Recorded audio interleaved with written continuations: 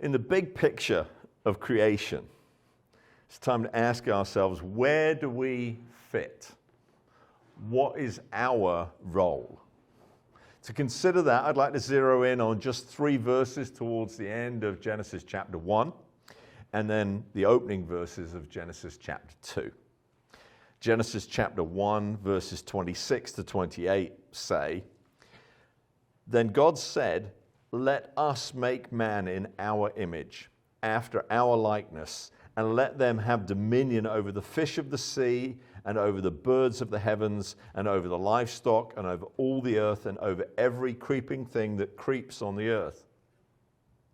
Now God has already made the earth and the heavens, the sea and the land, plant life and animal life, birds and fish."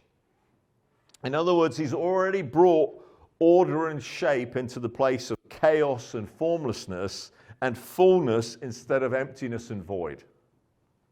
And now he turns his attention to making humankind. Now, interestingly, rather than saying, "I shall make man in my own image after my likeness," he says, "Let us make man in our image after our likeness." Who is this mysterious us? 2 main answers are given to that. First, it's suggested that it's the plural of majesty, a royal we, if you will. Growing up in England, I was familiar with people using the expression, "we are not amused," which is famously from Queen Victoria, making herself into a plural. In which case, what's happening here is that God is using that language to indicate that he's putting all of his wisdom, all of his power into the process of creation. Alternatively, many Christians will argue that it's a reference to the Trinity, Father, Son, and Holy Spirit, and that all 3 persons participated in creation, which we know is true from elsewhere. While that's true, and Moses may have spoken a more profound truth than he himself realized at the time, the first is probably more likely. Regardless, these words pose a further question. What does it mean to be made in the image of God? What does it mean to be made in the image of God? First, to be made in his image is an invitation to intimacy with him. He made us specifically for himself. Ultimately, as Denise Jordan explains, we were created to be children of the Father and a bride for the Son. How could it possibly get more personal or more tender than that? If you think of your absolute closest relationships, does it get closer than a spouse and children? And he made us in his image, indicating that we belong to him. Again, think of a child with their favorite toy and they write their name on the toy. Second, the passage links being made in God's image to having dominion. He is a king and rules a kingdom. Likewise, he's given each of us responsibility for a specific territory.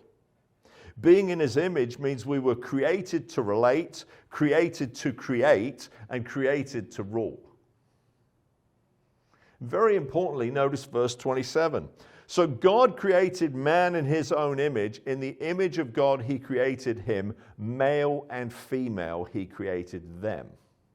Humankind, both male and female, are made in the image of God. James Jordan writes, God our Father transcends gender, and all that the human person is came from him. Therefore, all that masculinity is and all that femininity is came from him. That has staggering implications. In many religions, and sadly, even most churches, women are often seen and treated as second-class citizens. But women are no less made in the image of God than men. Women are not an afterthought in creation. There's a reason why God made Eve after he made Adam, and we'll get to that in a few weeks. But it wasn't because Eve was an afterthought. The difficulty is that we're so familiar with what fallen masculinity looks like and fallen femininity looks like that we've forgotten what God's original design may have been. I mean, we know what we look like on bad days, right? Just turn the news on. With that in mind, let's just look at verse 28. And God blessed them and said to them, be fruitful and multiply and fill the earth and subdue it, and have dominion over the fish of the sea and over the birds of the heavens and over every living thing that moves on the earth. Notice that the first thing God does is to bless them.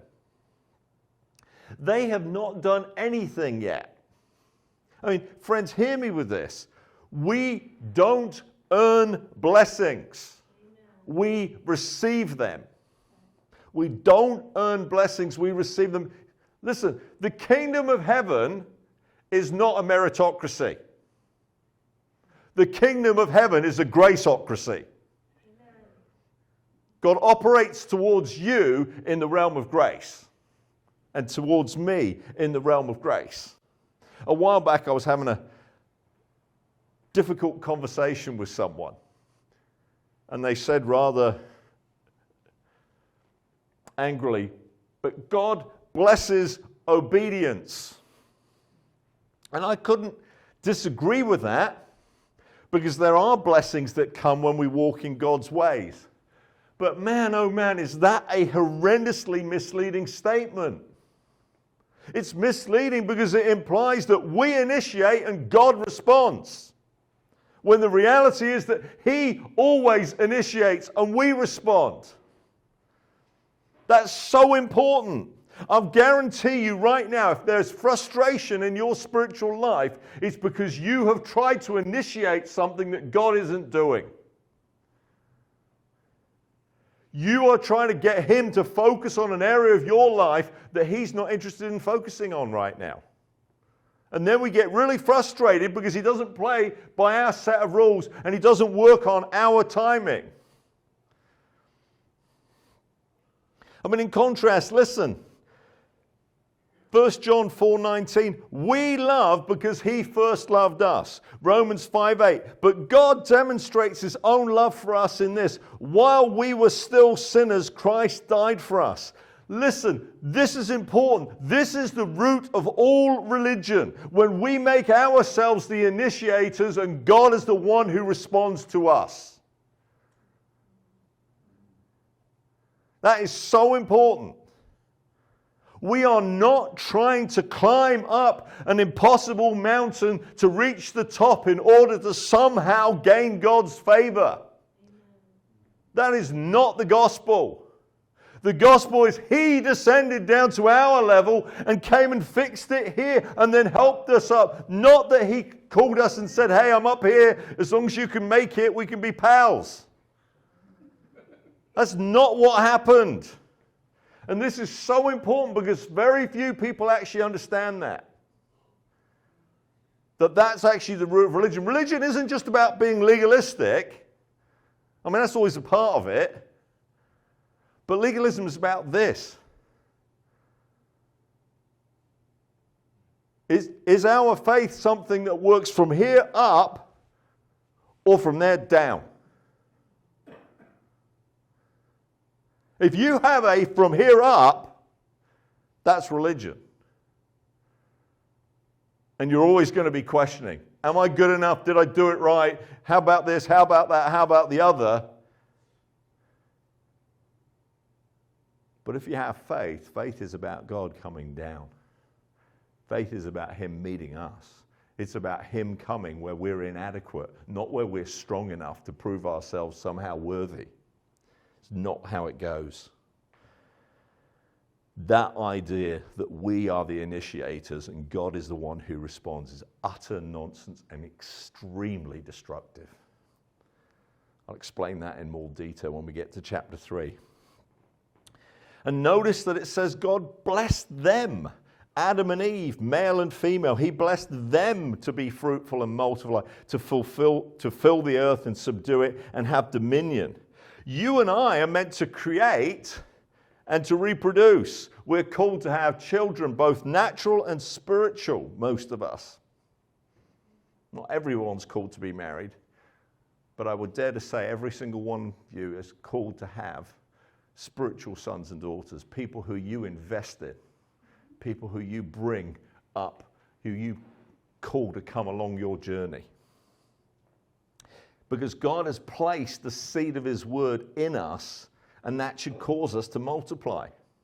And of course, naturally speaking, multiplication takes both males and females.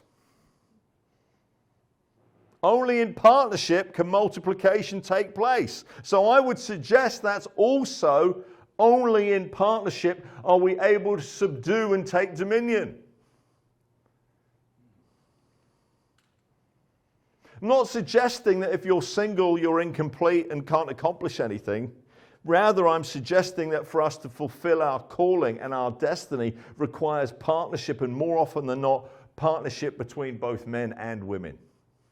And think about those words, subdue and take dominion. I looked both of them up just to get a little bit more of the flavor of what they mean. And they're both tied to this idea of treading something down and of taking dominion. Both of them are about ruling. So there's an implication here, isn't there? If God tells you to subdue, that's going to mean something is going to need subduing. I know that was profound, but...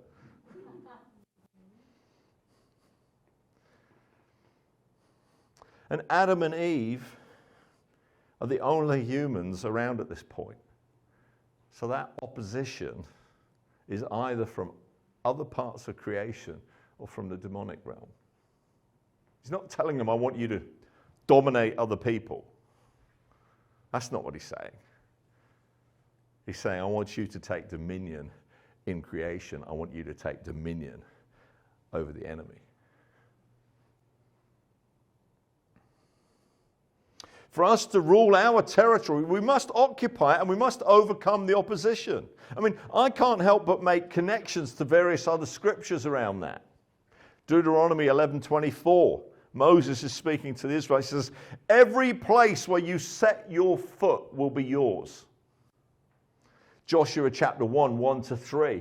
After the death of Moses, the servant of the Lord said to Joshua, son of Nun, Moses' assistant, Moses, my servant, is dead. Now then, you and all these people get ready to cross the river Jordan into the land I'm about to give them to the Israelites. I will give you every place where you set your foot, as I promised Moses.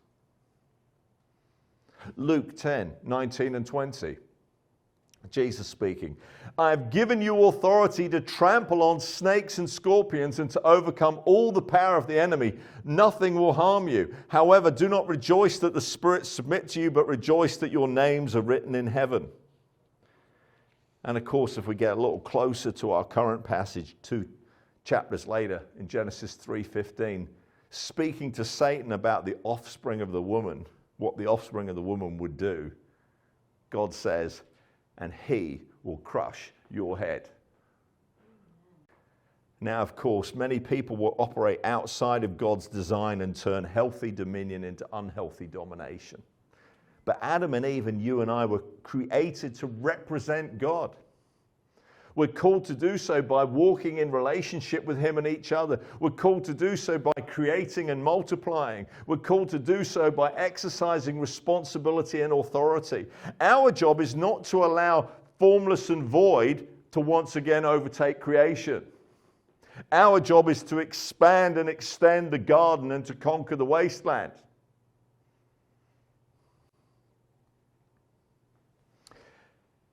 And that's what I love about these verses. You see, sometimes we make it sound like, oh, that's such hard work and this and this.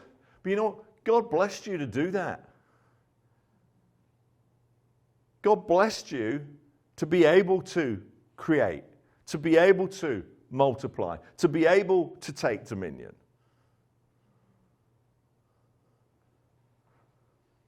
So it's got to be doable. It's got to be possible. Let's look just for a couple minutes at the opening verses of chapter 2. Genesis 2, verses 1 to 3. Thus the heavens and the earth were finished, and all the host of them. And on the seventh day God finished his work that he had done, and he rested on the seventh day from all his work that he had done. So God blessed the seventh day and made it holy, because on it God rested from all his work that he had done in creation. With the creation of humankind, the work was complete. God rested, or perhaps more appropriately, ceased. Not because he was tired, but because he was finished. The job was done. And he blessed the rest. He blessed that rest, that ceasing of activity. And again, notice that God makes humankind, blesses us, and then tells us to rest. The work doesn't start until after they've been soaked in blessing.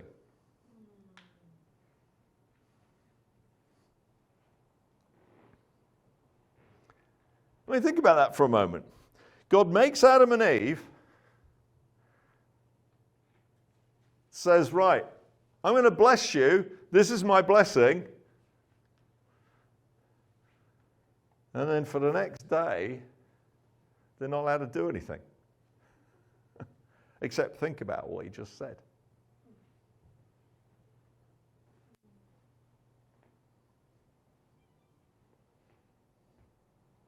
I mean, seriously, when a child is born, they're supposed to experience several years of blessing and receiving before they do anything remotely productive.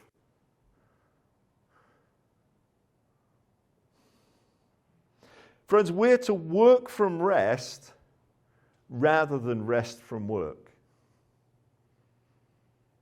We are to work from rest rather than to rest from work. The order is important. That's the way he set it up. They start with rest.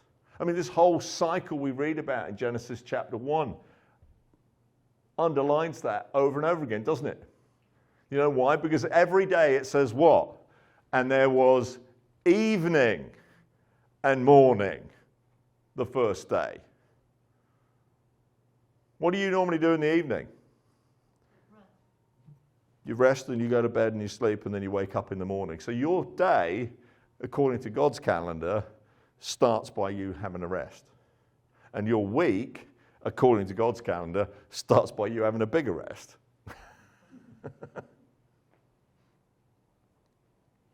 I mean, think about that for a moment. Consider all the times that you have worked from fear and anxiety and nervous energy. Come on.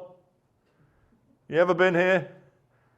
You know, I'm sweating over my finances. I got to work and I got to do more work. And if I can find more work than that again, I need to do that too. Well, we work out of anxiety. We work out of fear. We work out of nervous energy.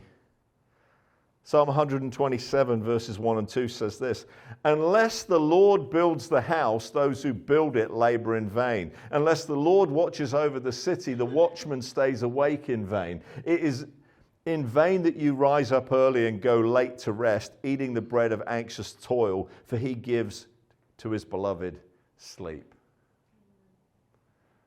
Imagine working from peace and rest instead of from nervous energy, anxiety, and fear. I'd suggest it would be a lot lighter and less burdensome. Right? It wouldn't be quite as heavy, would it? And I'd suggest we would be more positive and more creative. And perhaps the one thing that our co-workers would like the most, easier to get along with.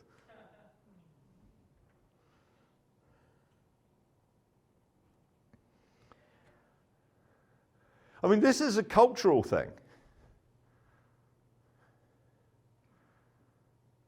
This is a cultural thing.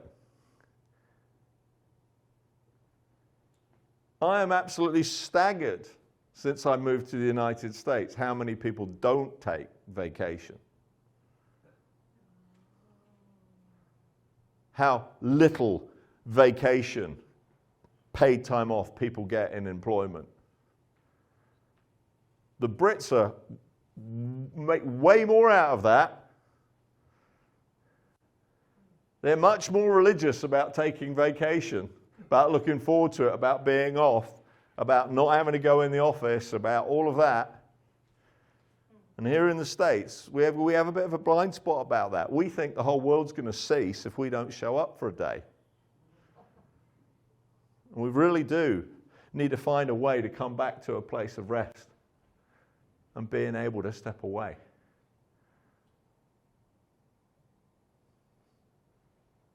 You know, it's what he has already done that enables our work.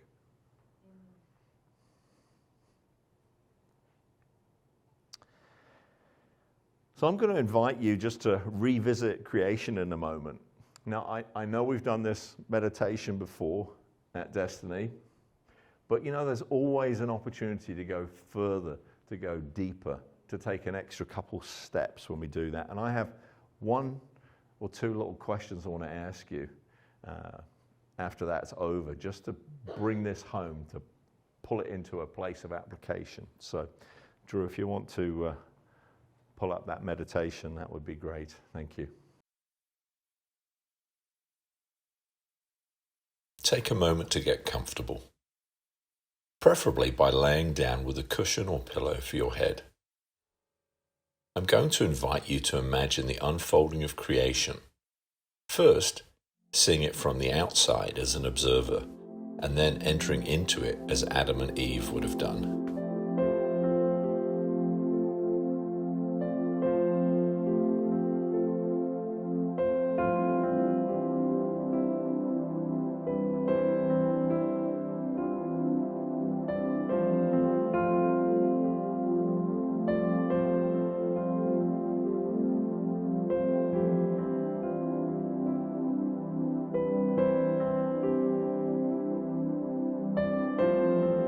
In the very beginning, there is only Father, Son, and Holy Spirit. Three distinct persons united together in perfect love, fully content, completely at peace, and overflowing with joy. Now overhear their conversation as they discuss creating the cosmos together. Watch as they create the heavens and the earth. Initially, the earth is like a ball of clay, formless and void, empty and dark. But all that begins to change as the Spirit of God hovers over the waters. Then you hear a voice like thunder. Let there be light. And for the first time, light appears, glorious and spectacular, illuminating the darkness, but not eliminating it altogether. You look around at the light and the shadows and the reflections, overcome by the beauty of it all.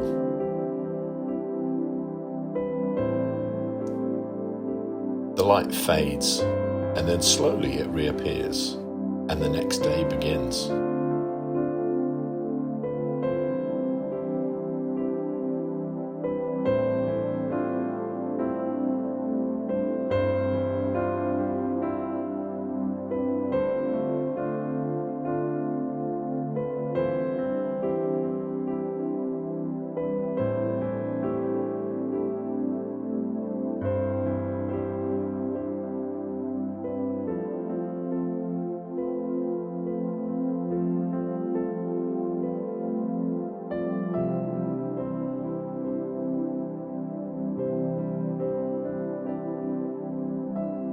For a second time you hear the voice of God as he commands the waters to separate above and below. Again the light diminishes and the darkness rolls in for a time until day breaks once more. On this day, God separates the seas from the dry ground, and the islands and the continents begin to take their shapes. The majestic mountains and the rolling hills rise up, and the rivers and the lakes are carved out. God God speaks once more, and plants and bushes and trees and flowers spring forth, filling the dry land with color and fruit and fragrance.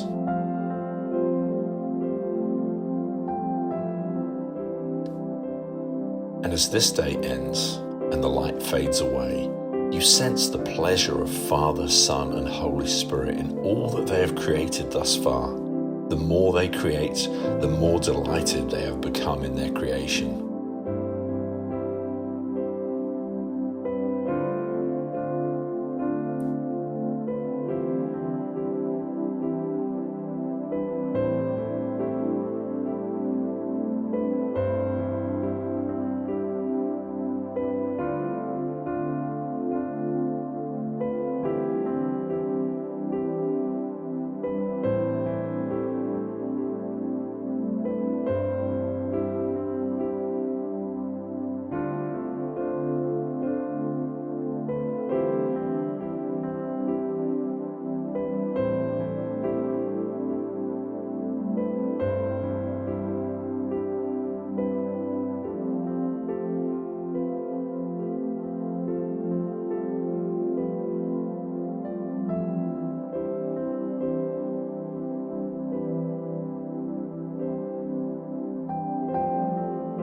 During the next day, God makes the sun and the moon and sprinkles the sky with stars and planets beyond number.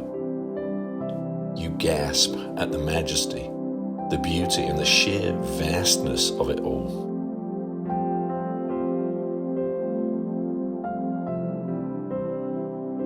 The following day, God commands the waters and the skies and the dry land to be filled with fish and birds and animals. You're almost breathless as you see dolphins and whales and crabs and seahorses, eagles and storks and parrots, elephants and bears and lions and horses and other species too many to fathom bursting into life.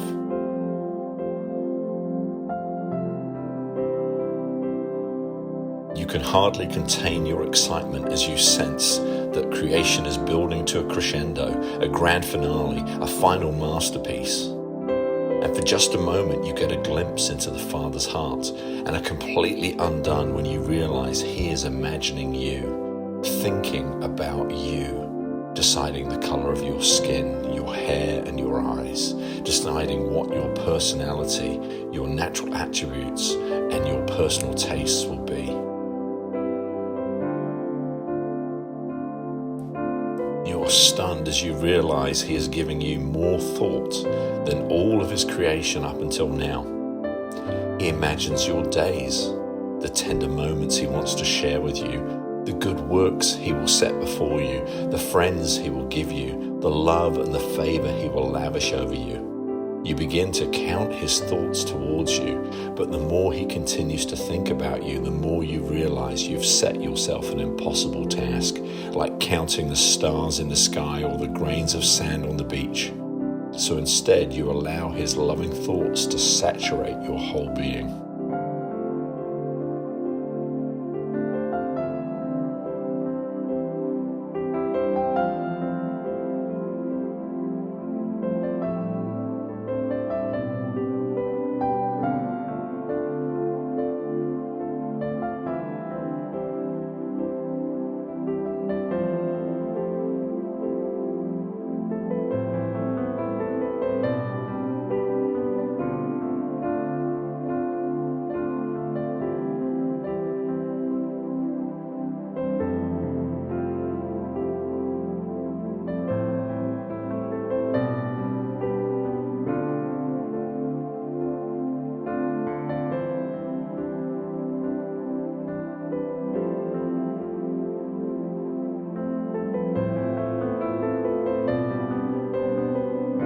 The next day arrives, and again you hear the voice of God, still speaking with power and authority, but this time also with affection beyond comprehension. Let us make mankind in our image, in our likeness, so that they may rule over the fish in the sea and the birds in the sky, over the livestock and all the wild animals, and over all the creatures that move along the ground. You marvel as you see the Father not only speak, but stoop down and grasp a small handful of dust and mud and clay. You're enthralled as you see him kneel down and begin to form it and shape it into something that slowly begins to resemble a tiny version of himself.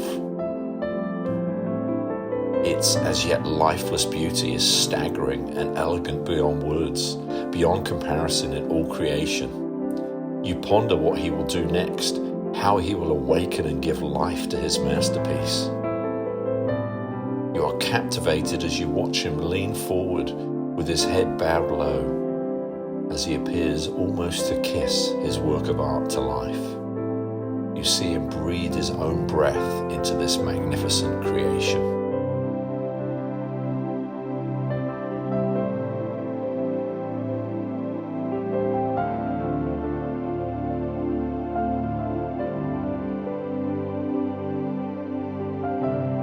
Now, having viewed the creation from the outside as an observer, place yourself inside it and become aware that you are the one who the Father has sculpted and shaped according to his perfect design. Become aware that you are the one who has been fearfully and wonderfully made.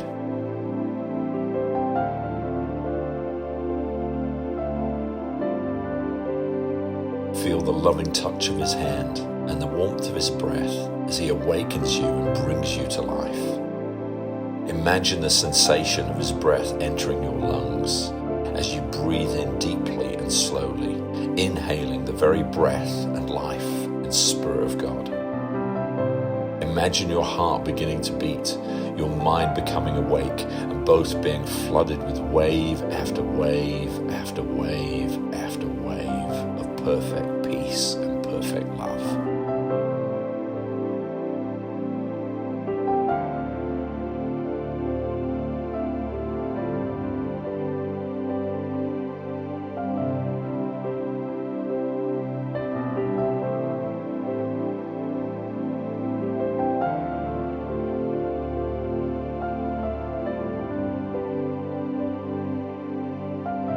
Now imagine slowly opening your eyes and seeing the Father's smiling face looking at you, filled with joy, filled with love, filled with delight, giving you his undivided attention. And then, even as you feel you could not possibly receive any more, you realize he is expanding your capacity, and you hear him speaking directly to you, blessing you, saying, "You are my son, whom I love, and in you I am well pleased." Or, "You are my daughter, whom I love, and in you I am well pleased. I know the plans I have for you, plans to prosper you and not to harm you, plans to give you a hope and a future."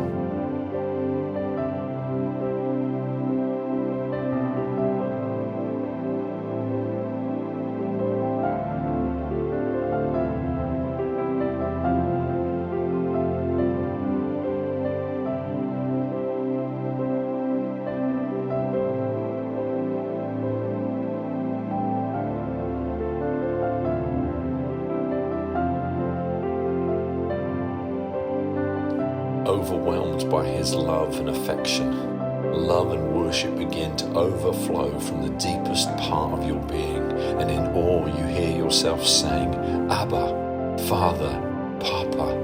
Oh, how you lavish your love upon me. Oh, Daddy, when I consider your heavens, the work of your fingers, the moon and the stars which you have set in place, who am I that you are mindful of me? Who am I that you care for me?"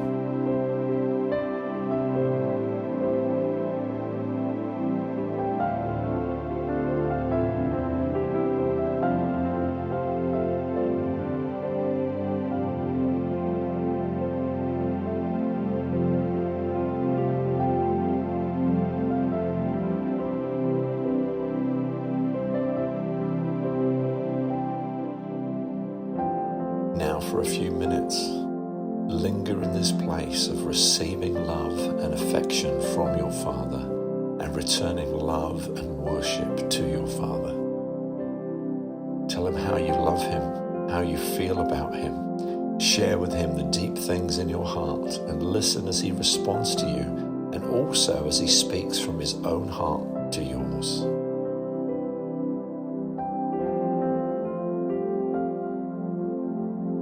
Then after a few minutes, take some time to journal about what you've experienced, what you felt, what you heard, what you said, what you realized, and what you received from him.